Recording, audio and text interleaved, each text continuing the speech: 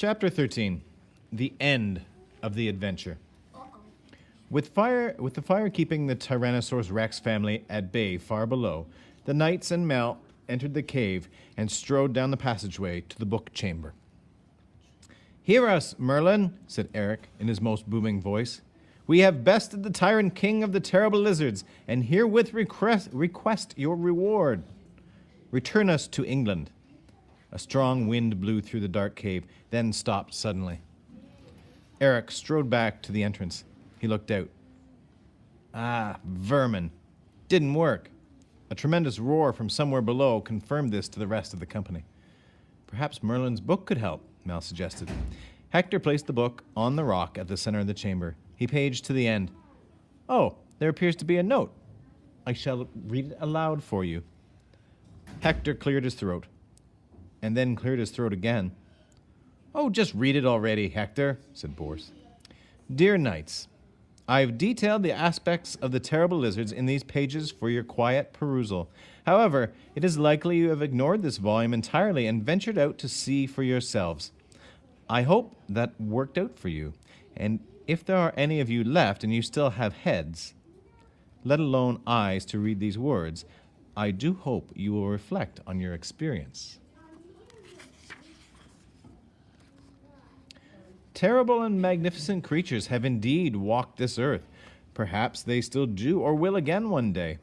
I hope that you now have a proper amount of respect for these fierce beasts, and that this knowledge may help you curb your more boastful assertions of knightly bravery and exploits.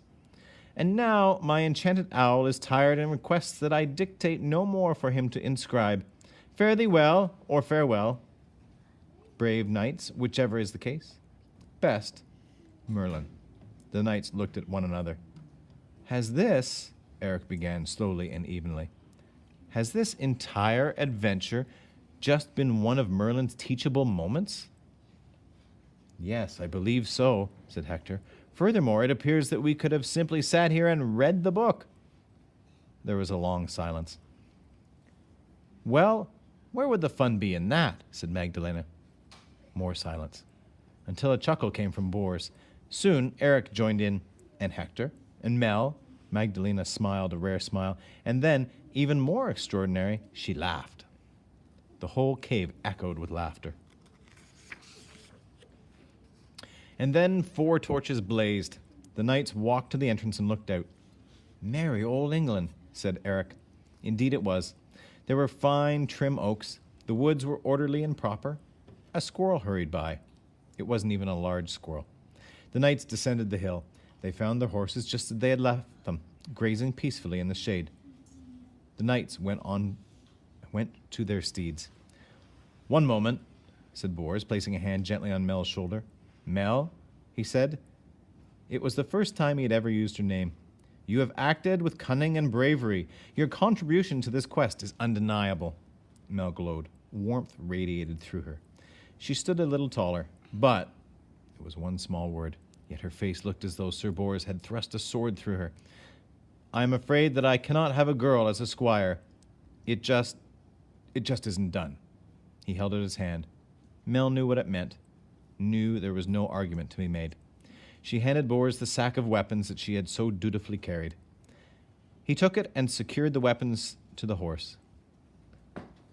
Then he mounted his own horse and set off, pulling the reins of the weapons horse behind him. Eric and Hector each gazed at Mel silently, but then followed Bors on the path to Camelot. Mel stood there alone, small, lost, until a shadow fell over her. She turned. The Black Knight was beside her, high on her midnight steed. "Come with me if you like. Be whoever you wish to be." She lowered a hand. "A good squire is a good squire." Mel smiled. She reached up, and the Black Knight easily lifted her onto the back of the horse. They rode on without another word. That evening, the 4 knights returned to Camelot and the court of King Arthur. They waited until all were assembled in the great hall, especially Merlin. This entrance had to count. The massive oak doors opened with a bit of tasteful fanfare. The knights of the Round Table turned in unison. Sir Eric, Sir Bors, Sir Hector, and the Black Knight strode in, still wearing their battle-scarred armor. A hush fell over the hall. Merlin sat up straight, a small, inscrutable smile under his long beard. "Approach," said Arthur.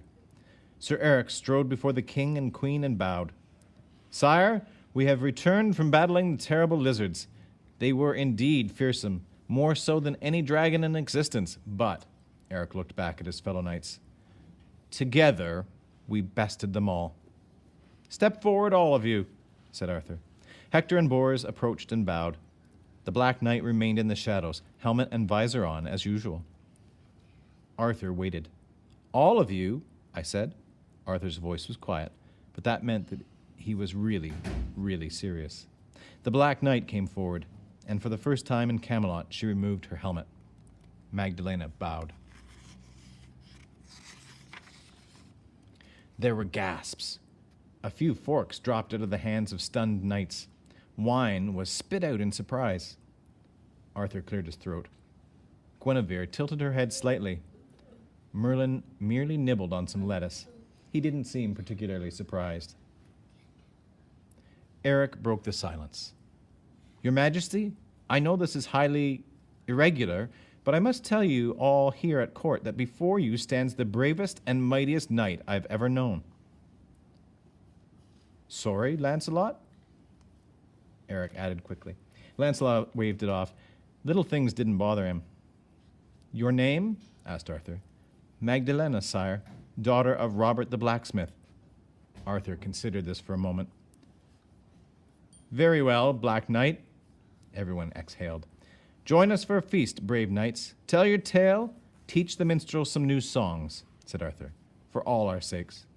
"Gladly, sire," said Eric, "but first—" He glanced at Magdalena. She grinned.